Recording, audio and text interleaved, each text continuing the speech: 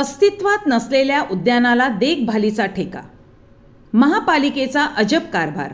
वसई विरार शहर महानगरपालिकेच्या कारभारावर पुन्हा एकदा गंभीर प्रश्नचिन्ह. अस्तित्वातच नसलेल्या उद्यानासाठी देखभालीचा ठेका दिल्याचा धक्कादायक प्रकार समोर आला आहे आणि यामुळे प्रशासनाच्या कार्यपद्धतीवर तीव्र संताप व्यक्त केला जात आहे. वसई विरार शहरातील उद्यानांच्या देखभालीसाठी महापालिकेकडून महिला बचत गटांना जबाबदारी देण्यात आली आहे.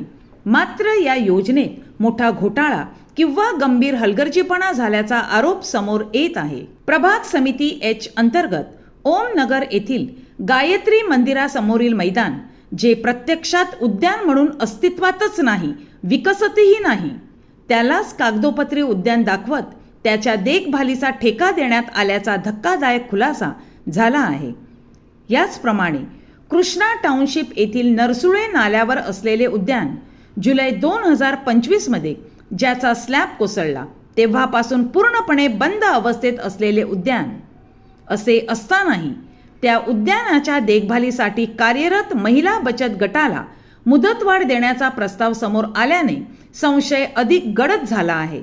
वसई विरार महानगरपालिकेच्या स्थायी समितीच्या बैठकीत हा मुद्दा जोरदारपणे मांडण्यात आला. भाजपचे नगरसेवक महेश सरवणकर यांनी या प्रकरणावर तीव्र आक्षेप घेत हा प्रकार अत्यंत गंभीर असून यामागे गैरव्यवहाराची शक्यता नाकारता येत नाही असे स्पष्टपणे सांगितले.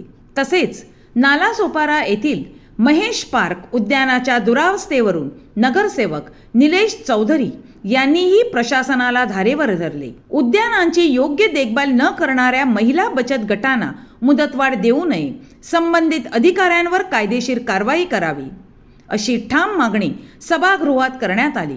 या सर्व गोंधळानंतर स्थायी समिती सभापती प्रवीण शेट्टी यांनी शहरातील सर्व उद्यानांची तात्काळ तपासणी करून अहवाल सादर करण्याचे आदेश दिले.